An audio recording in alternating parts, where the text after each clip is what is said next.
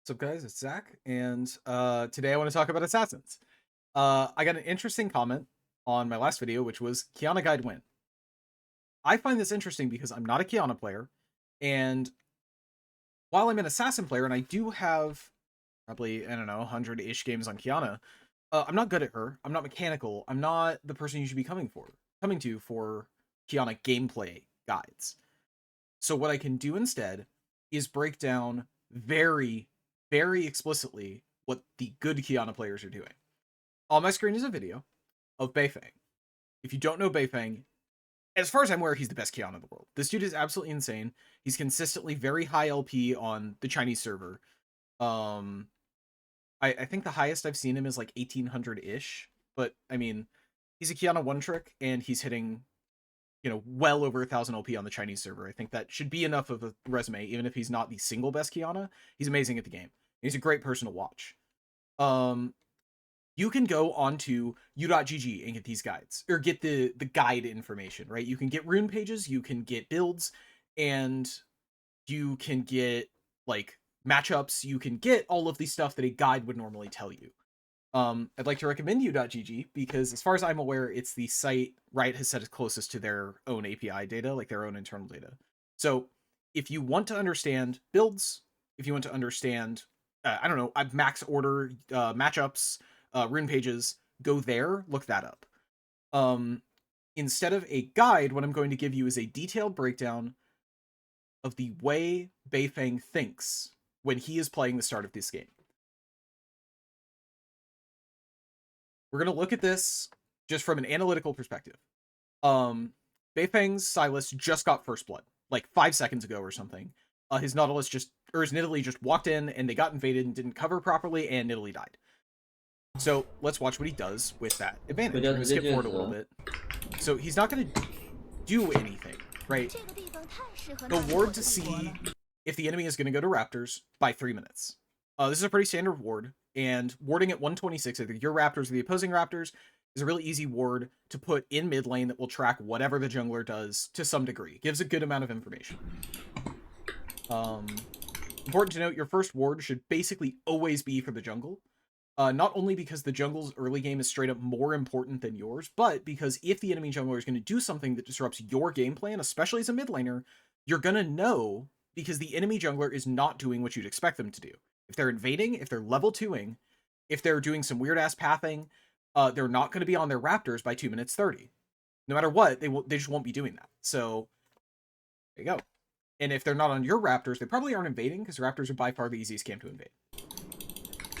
So, he's going to get to the wave before Silas. qiyana is immediately going to start hitting the wave.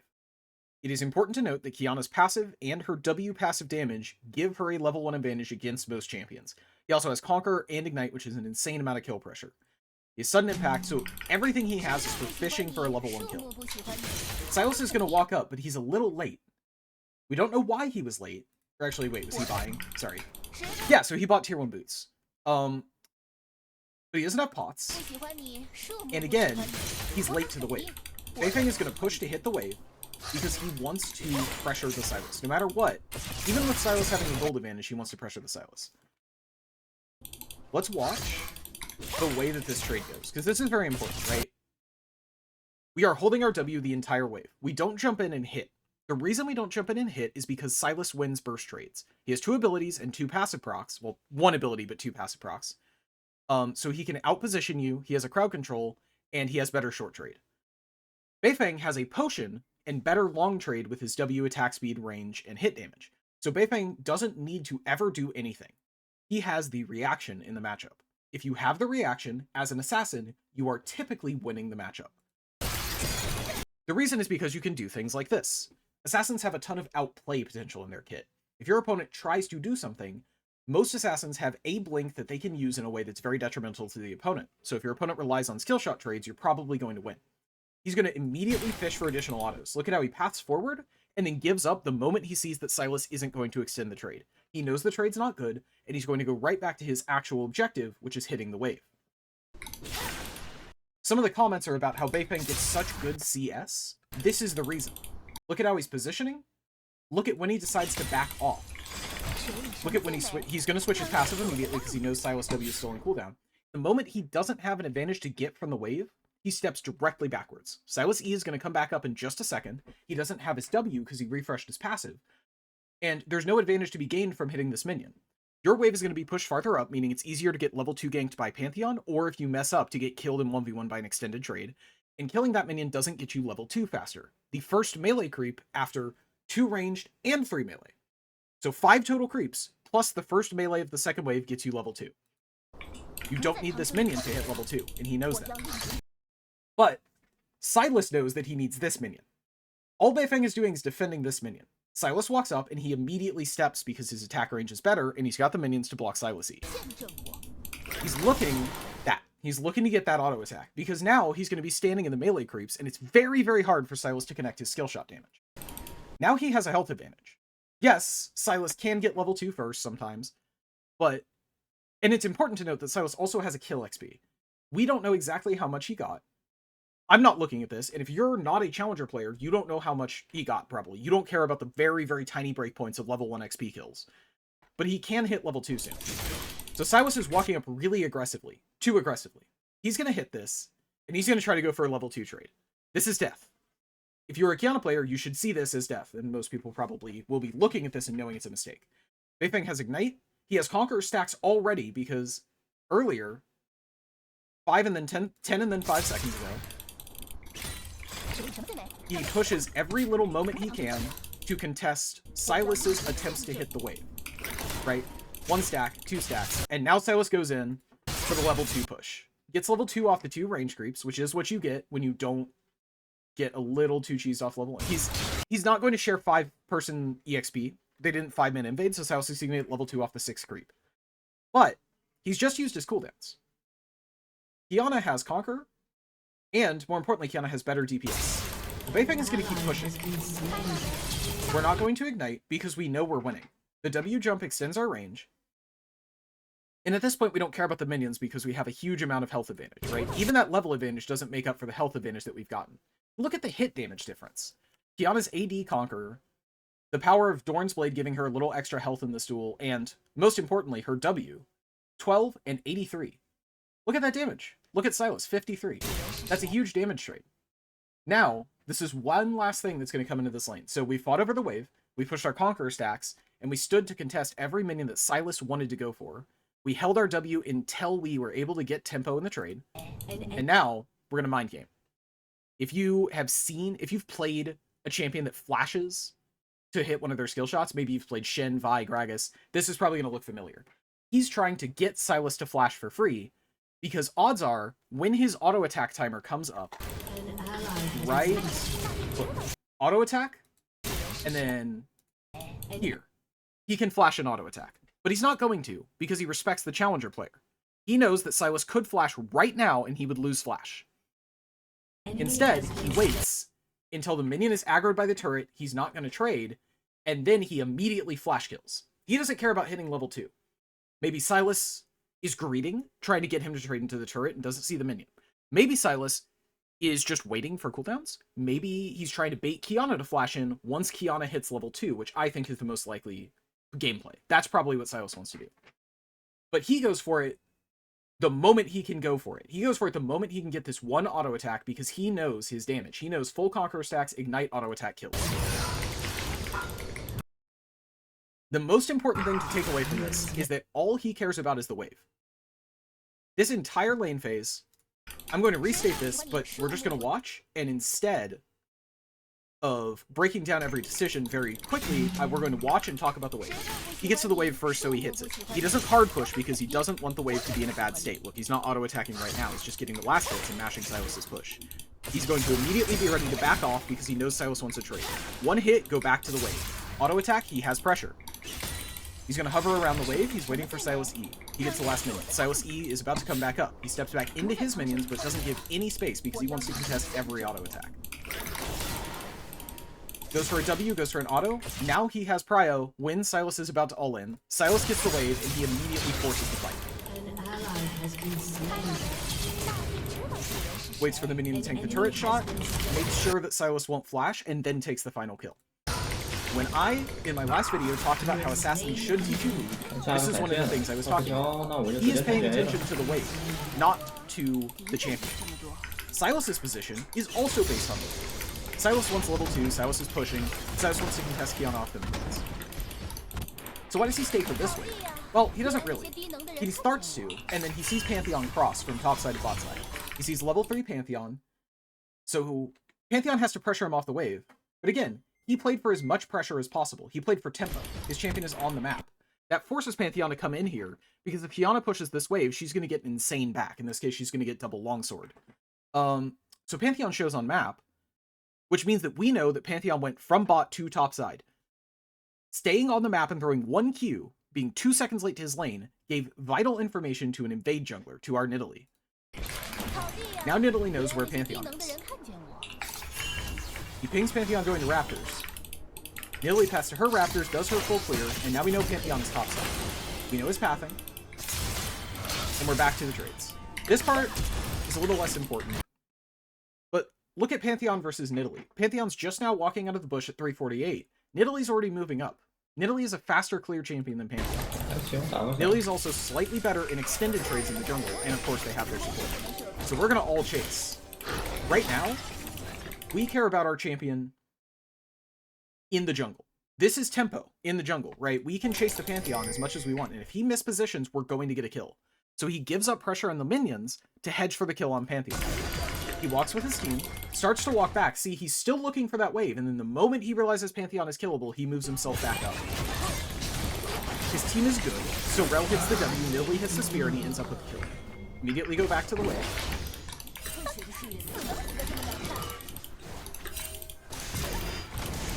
Hit the minions, so I'm going to fast forward a little bit. He's going to watch Rel go back to bot lane. We know Pantheon is bot side, so we're going to try to hover towards our top side vision if possible. And we're immediately hard shoving. Maybe we want to pressure the Sylas, we want to get a reset, we want to go bot lane, we can do whatever we want. We see Pantheon in the bot side river, so we don't want to force. He's looking for the bot roam, but decides not to. Because they just fought top side, he knows they probably don't have vision bot side, so he goes into the bot side bush to recall. The video's going to fast forward a little bit. Seems like nothing else has happened, but he's last hitting incredibly well. You can see 93 CS at 10 minutes. Again, because he paid attention to the wave in those early pushes, he kept prio, he kept the ability to walk to the wave when he wanted to, and he was always thinking about it, so he's always able to get it. He's also fucking insane at the game, so he last hits every CS correctly. He's also, you may notice, despite being a 2-kill qiyana, his Ignite's up, his Flash is up, his ulti's up. He's not using his resources to fight. He's using his resources to scale, because right now he doesn't see an opportunity. He's not forcing something he doesn't take.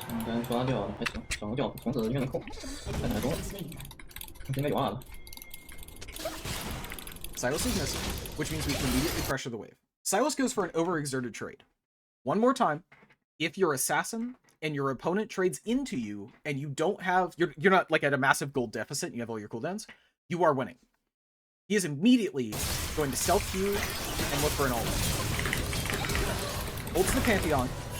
And again, he knows his damage. He knows he is fed enough that he doesn't have to pressure the Sylas here, right? But even if you did not know your damage, the more important thing in that fight right there is not the Sylas. You've just seen him use every cooldown. The Pantheon is the variable. You don't know what he's going to do, but ulting here forces him to either flash to the side, or he's going to get his flash W cancelled. If he is stalled by the stun on the ult, then he can't walk up and stun you, and you can keep hitting Sylas. Your Nidalee can get here. If he does stun you, then you get what happens right here, where he gets fucked over, right? So this is a priority thing.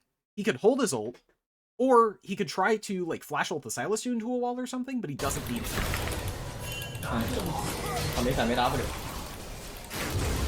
He's gonna walk up and hit the Pantheon for the kill, and he flashes to preserve his health. This Nautilus hook doesn't hit, and he knows that. But he's still going to immediately flash the Pantheon Q because he wants to hit the wave. He's gonna walk up and joust the Nautilus because he knows his Nidalee is there. He got the assist, and now he's gonna run. The moment Nautilus is secured, he goes right back to the wave and keeps hitting it. He doesn't just want the tempo, he wants the both. He wants everything, right? Pay attention to the wave, he wants everything. He's gonna get this wave. His team is going to go to Herald, so he's going to walk over to that side, and I assume that he is going to walk into the control where to go for the reset. Yeah. So, This decision, like, the grubs are secured and it doesn't matter, but let's look at the map real quick. qiyana. Visante is pushed in. There's a free wave mid, and Italy has prio, but he's still going to back. He has a sweeper, but he has his item, which means he can get back on the map. This is a tempo recall. The opponents have been pushed off, so he needs to go off the map. He's stronger, so when he gets back on the map, he will be more of a presence than any one person on their team. He comes back and immediately, well, I think immediately takes a roam topside. They pick up a kill. I'm assuming this is a kill, actually. Yeah. Aggressive, but it's a kill. And again, we're not going to move back to the midway. We're not going to roam. We're not going to trust Maokai to get this. We're going to secure this tower. We need the tower. We don't care. This doesn't matter. This area on the map doesn't matter. We care about the turret. Push in, get the next wave, go for resources. He's still on the map. He can go to Krugs, or he can reset. He's going to take the tempo reset. Does he have the Herald buff there?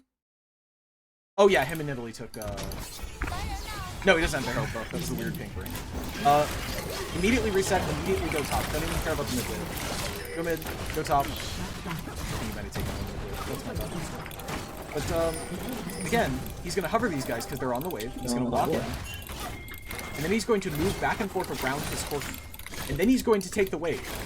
He is not forcing. He is not trying to play for, like, the fight. He is looking for the map. The fight is what's stopping him from hitting towers. The fight is what's stopping his team from hitting objectives, right?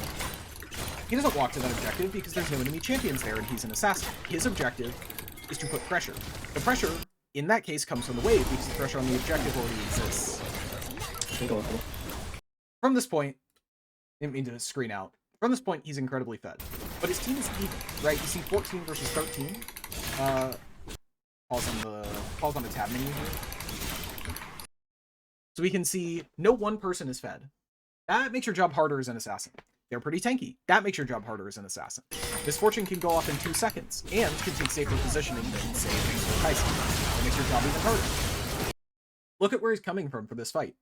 It looks like he's late because he's full HP and his team is almost dead. But he was coming from bot side. He was probably looking for a mid bot wave or a flank. Then he comes mid because he knows he can pick up kills. Despite being fed, he still wants to pressure the map, not the champions. He's gonna go in, hit buttons, go way too deep into the field. If he had stayed bot lane, he could get first wave, probably second wave, probably turret, or force Cassante TP. Yes, he gets a kill, but there's no pressure gotten for it. I think it's fair to say this is a mistake. We don't care about this part. This part was looking at assassin decision. Immediately go top. Look, they're pushing bot. He doesn't care. He wants to push top because they need tempo. Assassins need tempo. They need to be on the map doing something. So he's not playing for a kill here. He's saying, come to me. He's strong enough that he knows if one person comes and answers him, he can keep pressuring. If 2 people come and answer him, they're not pressuring bot lane and they're not pressuring Dragon. He's going to push the tower. The moment he sees more people contesting Dragon, he goes right back to the wave. Silas all ends him. He's strong, so he takes the fight. He's also good, so he takes the fight. But I think anyone would try to 1v1 this. It's the minion for the Profane Hydra proc, and now he resets. Right? And then immediately he's going bot. Top is already pushed in. There's no other objective. Why would he ever be anywhere else? Individually, all these things are decisions that make sense, right? Individually, I think this dive makes sense, even though he dies for it. I would say this is a misplay, but I'm not going to break that down because the point is that he is going to the place on the map where he can apply pressure. Corki's already applying pressure mid. The minions are applying pressure top. There's only 1 camp up in their bot side jungle. There's 2 pink wards, so there's pressure on their bot side, or their top side, sorry. Goes bot. Dies, resets. This time he goes to the mid fight because the bot wave's being pushed in, looks like by Nidalee.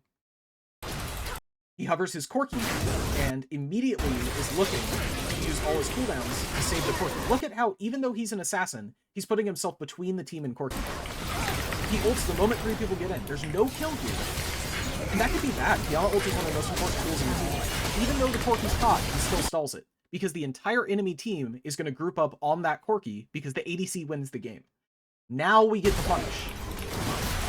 They're all low, and he is looking for ambient. But he gets killed from ambient because he's trying to walk into the fight from the front. If he goes around the side, maybe he can catch this Zhonya's with a Q, right? W's over this wall, walks in.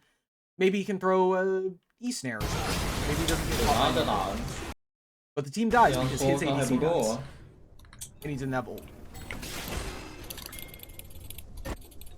He goes top, puts pressure, gets Sylas top lane, and then flanks. He didn't just go for a fight or a flank. He also doesn't immediately show. He waits because this is who he's focused on. He could have gone on Cassante, who was theoretically an easier target, and yes, that's a tank. But even if Cassante was a bruiser and easier to close on, he would have gone on this Fortune. He knows the team is there, but he doesn't care. He knows there's a chance to get top, he doesn't care. He's still going to play. He's still going to force, because he is focusing on the champion.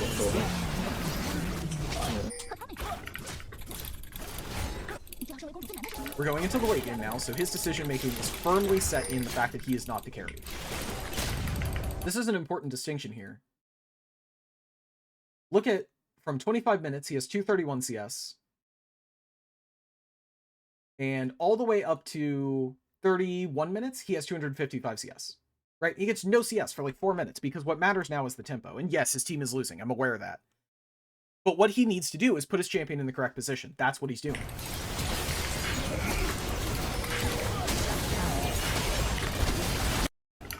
And we saw this fight, Let's look at one last fight. We'll watch this. We'll watch the whole thing. Why not? This will be a long-ass video. Looking for clearing wards, looking to poke, looking to pressure. He knows he can't get caught because they're fighting topside, so the best he can do is distract someone. Gets a little bit of poke. Look! He's got a Serpent's Fang. There aren't even that many powerful shields on the enemy team. There's a BT, there's a Nautilus, there's a Cassante whose shield isn't too big a deal. And immediately, he's not looking for this. Yeah, he could theoretically ult and pressure someone, but his ADC is already dead. He wants to take the tempo, so he gets the wave. They can't end with him. He walks up to the next one. Walks back down because it looks like the enemy team is forcing. Walks up when the enemy team has already won the forced fight. Goes back to the wave. Now he's got a wreck. But still, he's dancing around. He's trying to put his champion on the map. He's putting whatever form of pressure he can put in. He's pinging that many. Now he goes because the enemy team is doing what looks like an overextend. Flashes to kill the MF. He could have killed 1 or 2 people over here with his flash R. Instead, he GAs the Misfortune because the ADC is what matters. Full combo's the Misfortune because that's what matters. He doesn't finish the kill on Pantheon because the ADC is what matters. Corki needs that gold. He doesn't need that gold. He's alright. qiyana's not gonna do 10,000 more damage this game because she picks up a, you know, you can't buy a portal reminder. Pump Chainsword, Edge of Knight, Tech Kite. He's gonna buy a potion because this Baron fight and this Dragon fight are incredibly important. He hovers to defend because the Nexus is open. Sees that Sylas is the only person that can go and takes the all-in immediately with him. He doesn't care about standing with his team. He wants to win the game, so he's paying attention to the buildings. So Sylas is 2, that's why he's backdooring. He's gonna pick up the wave. He probably shouldn't here. Corki should catch this. And he should walk the dragon to pressure. But that's fine because it means that Corki's at the dragon first. That's probably why Corki walks first, so that he can gets the dragon.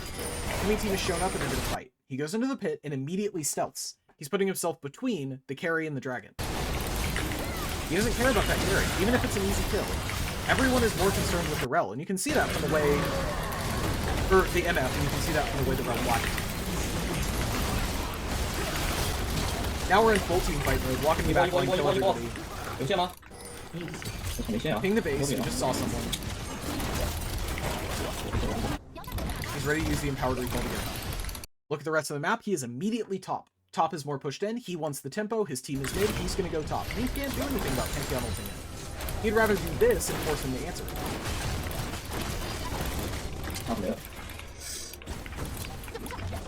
Now he hovers because his team pings for a fight. He does need to be at 5v5 fights if possible. But he doesn't go in when the engage doesn't work. Puts himself off the Misfortune ult. He's looking, Goes to ult to disrupt. But still he doesn't go in. Because he can't force, he's an assassin. He can't actually get through a bunch of frontline damage. And he's alive, and he's standing next to his ADC, and his AD is alive. If he dove in, he might have died, but whether he died or not, that's one less person covering the board. Corki can pressure the tower, which forces the enemy team to engage. They engage on everybody else, and Corki kills the champion. Corki W's, Misfortune tries to chase. And then she overextends. Dies in the game. The entire game, start to finish, decision-making was impacted by the wave, by the map, and by the AD carries. This is why I say Assassins should be teaching you the game. if you watch this whole thing, please post any of the questions you have. I know I missed some stuff. I jumped around the video a little weirdly because I have ADHD. That's what I do. And I'd be happy to answer any questions that you might have about why he might have built what he built. See, what patch was this on? It was a month ago, so it was probably 2 patches ago. If that makes any difference. Yeah, besides that, thanks for watching if you watch. I would love to do more of these, like, decision breakdowns. There's a lot of videos on the internet about how mechanical people are, or what the combos are. Like, and this is no flame. I think he makes great videos, but I've seen Lol Dobby, for example, and he would break down this first trade as... He would break down, you know, this is pressuring the wave, yada yada, and then finally take the all-in because your champion's stronger level 1. He would say this. I don't know if he would take the time to break down why Sylas and Qiyana are doing the things they're doing. And that's the thing I think is the most important about League of Legends in the first place. That's it. Thanks for watching.